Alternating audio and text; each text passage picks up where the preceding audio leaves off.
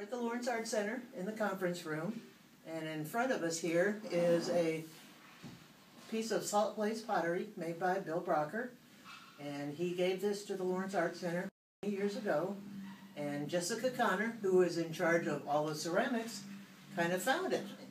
Yeah, it was just packed away, kind of collecting some dust, and we were cleaning out for a garage sale. And I looked at it and I flipped it over, grabbed it, and I'm like, oh, what is this?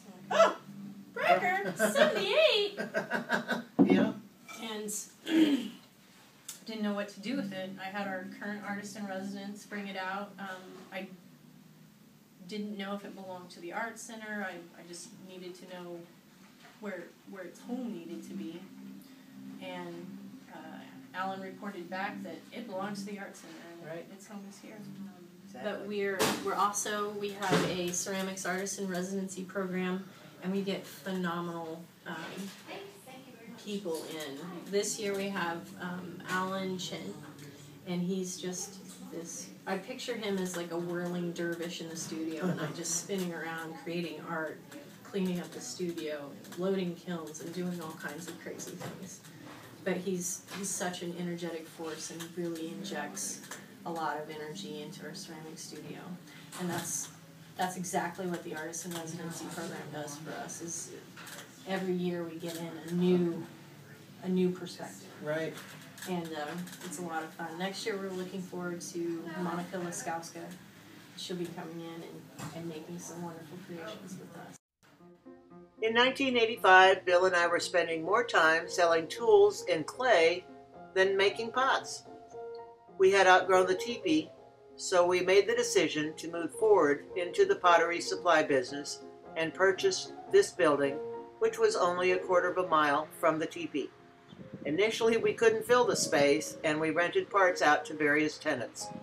It wasn't long before we were hiring employees,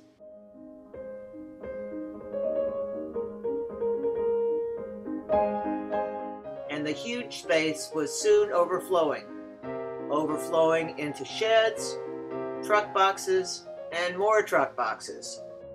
Okay, Cindy commandeering again, because I wanted to share a pic of our warehouse kitty, whom we called Slip. She didn't do much work, but she's still a part of Bracker's history. Before Bill died, he bought the property to the south of us, with the intention of building a new facility on that lot, which was the dream. That dream finally came true in 1998, when construction of what is now home to Bracker's Good Earth Clays began. After leveling the ground, which included bringing in 95 truckloads of dirt, the concrete team came in, digging the footings, laying rebar, and then the concrete was poured, which was the first really visible and therefore exciting step of the process. When it was finished and cured, we all had lots of fun roller skating. And then the lumber came in on enormous trucks, and it seemed like the walls went up overnight. Construction continued steadily, and in April of 1999, we were able to move into our new building. As you walk into Bracker's and look south, you will see our kids' coloring table, and behind that, our mason stain wall, fully stocked with pre-measured quarter-pound bags in a rainbow of colors. A mid-fire potter's dream, we have enough Amico, Coyote, Laguna, Opulence, and Spectrum glazes to overflow 2 large shelving units adjacent to the mason stain wall. Our Kemper tools create a pyrometric divide of sorts. The Amico underglazes also bridge the gap between temperature ranges before the enormous selection of low-fire glazes greets Bracker's visitors.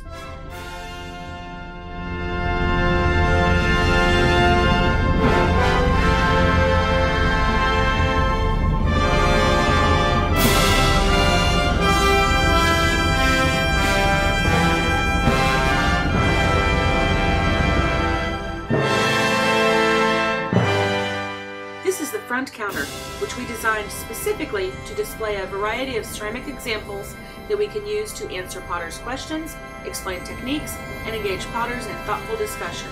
It was also important to us to have a nice place to display Dad's work, so we had this high shelf put up for showcasing larger pots. Okay, so why don't we go through this swinging door? Oh, there's Mom. Mom can open the door for her. Oh, she's gonna hide. Are you hiding, Mom? Yes. It's okay. Open the door. Everybody's. I'm What are you doing? Everybody's seen you already. Working. Translation: playing solitaire.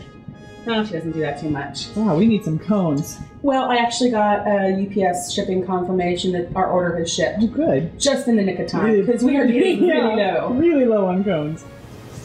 And then over here is Jeanette, and Jeanette's area is the UPS shipping area. Jeanette has worked for Bracker's for 5 years. 5 years. Completely indispensable. She makes sure if you live too far away to shop at Bracker's, this is your girl right here because she makes sure that your stuff goes out, whether it's going out UPS small package or if it's going on a pallet. She doesn't pack the pallets because she's smart, but she does the bill of lading. And this is our wall of shame. And you can see that they are formerly beautiful pots made by both kids and adults on some of them. And they have, for one reason or another, melted down. When somebody comes into the showroom and says that they need clay, and we ask them what temperature clay, and they say, oh, it doesn't matter, we pretty much immediately pull them back here and show them that yes, in fact, it does matter. Going deeper into the warehouse, through these doors, you'll find the moist clay area. Being in Kansas, this area must be heated so that the clay doesn't freeze in the winter. Radiant heaters like this one are perfect for that purpose. This building is so well insulated that we only need 2 radiant heaters to keep this whole big area comfortable even on the coldest Kansas winter nights. We also store kilns, wheels, shelves, and large studio equipment back here. And upstairs, we have storage for packing material and other lightweight products like ceramic fiber. This is also where we store the Bracker raku kiln hanging from bicycle hooks.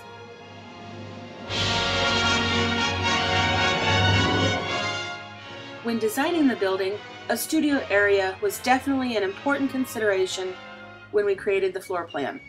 A table serves double duty, both as a large work surface for clay, as well as a break table for the warehouse staff. Mom and Dad's wheels are always set up, ready for use at the end of the day, or perhaps even for a long creative lunch break. Cindy, our resident hand builder, keeps her slab roller handy for her Wednesday studio nights with Jeanette and friends. Ooh, nice little wind at my back there. Blowing my hair. Okay, so one thing I want to tell you about this wall right here that you're looking at, it is actually not a load-bearing wall, so that when we need to build more, when we need to increase the space or repurpose space, this can come down very easily and it can be, rebuilt somewhere else. Our guys have a sense of humor. The other thing I wanted to mention is that we wanted to put as many walls and doors between the very dustiest stuff and our computers. So you can see that we've already gone through now 3 rows of doors. The first swinging door, the second swinging door, and then we just crossed the threshold of this garage door. This is the chemical area.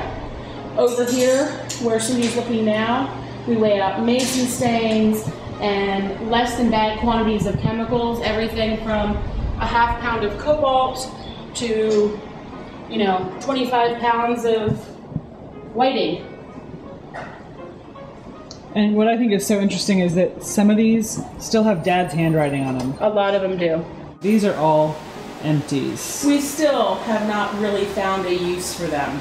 Well, Dave used some of them for, well, I guess I shouldn't announce that yet. No. You can come on Saturday to our party and see one used for mason stain containers. But that was a small fraction. It's not even a dent fraction in the mound.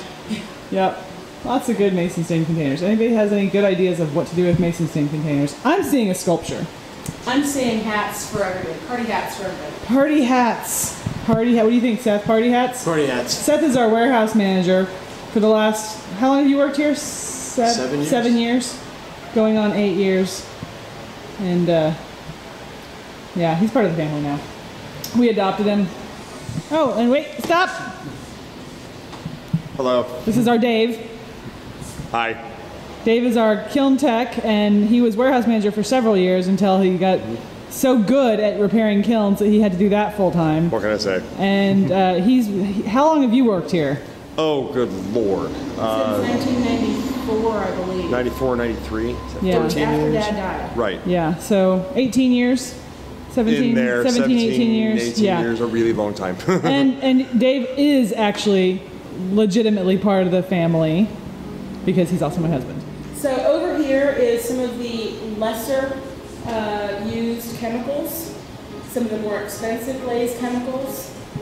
And you can see that there's columns of 2 pallets kind of shoved together and then a wide walkway, and then 2 more pallets and then a wide walkway, which works really well, I think, for our guys. As you walk further and further into what we call the dry clay warehouse, you can see the bigger quantities of clay, the red art, the custard, which we're actually really low on right now. We're really low on a lot of stuff because, number one, it's summer, and number two, we knew that we were going to have a lot of activities in the warehouse this summer. So this door right here, this garage door, is one of my favorite doors. And I know it sounds silly to have a favorite door, but the fact remains that one of the things that I had to have is a dock level. Okay, so Cindy, if you would raise the door, you have to unlock.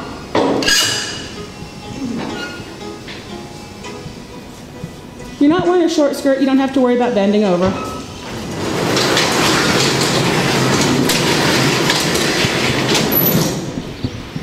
Okay. First, she will pull up hard on this chain,